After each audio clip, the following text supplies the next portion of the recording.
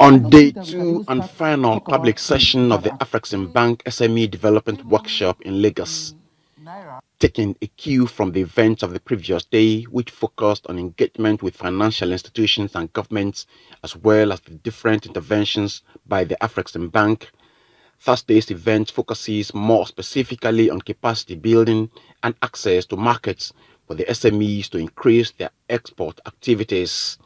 Our manufacturing output is low. We're not manufacturing enough as a country. All of us in this room are responsible for 50% of all our industrial jobs. We're responsible for 55% of all the retail and wholesale jobs. But there's another problem. Our export is very low.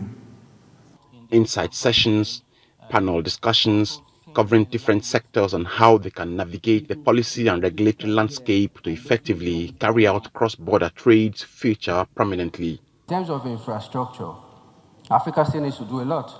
You find that the average cost of shipping to Europe is about $700 or 700 euros.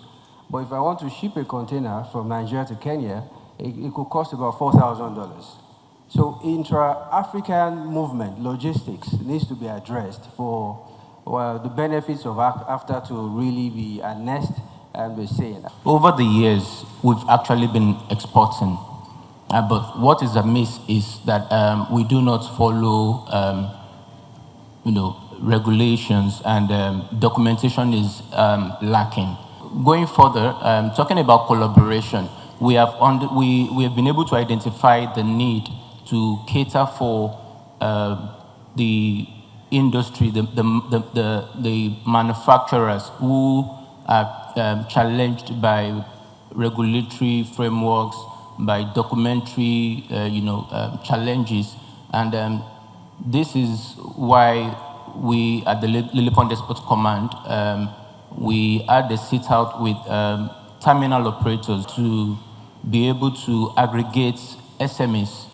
Now, the Export SME Development Program, or ESDP for short, a special intervention by the AFREXIM Bank launched in 2022, which became operational in 2023, has achieved some milestones that include disbursing not less than $148 million through financial intermediaries to support export-oriented SMEs, and has also generated a sum of $8.5 million in revenues for the bank, according to officials.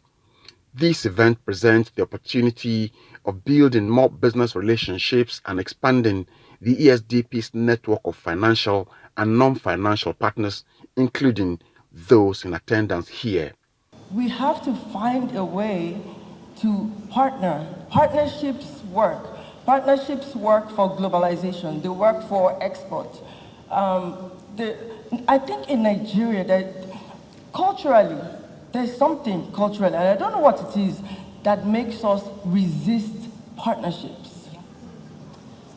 So until we break that, we will not go very far. All of us recognize now that increasingly Nigeria's cultural products, especially our stories, is one of the most important exports that Nigeria can have and that Nigeria has to sell.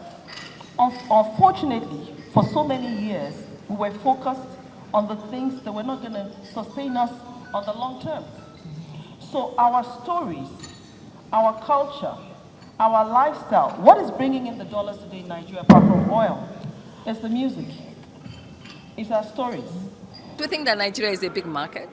You can't ignore it, and it's important that we do this, to be able to support SMEs in the country and support financial institutions, as we also try to enable them to become more, for want of a better word, more educated as to how to lend to SMEs. So it's really about showing them what's possible, giving them the platform, telling them that they should come up higher, and I'm sure that you're going to see a few of those small, medium enterprises following in the footsteps of Woodhull Capital and Glowing Global. In closing the activities of the workshop and stakeholder engagement, more partnership agreements are also signed by AFREXIM Bank with two local banks, Sterling and Providus. A 25 million sum is to be made available to each of the financial institutions for lending to Nigerian SMEs in the export value chain. Tokumbo Oyetunji, Arise News, Lagos.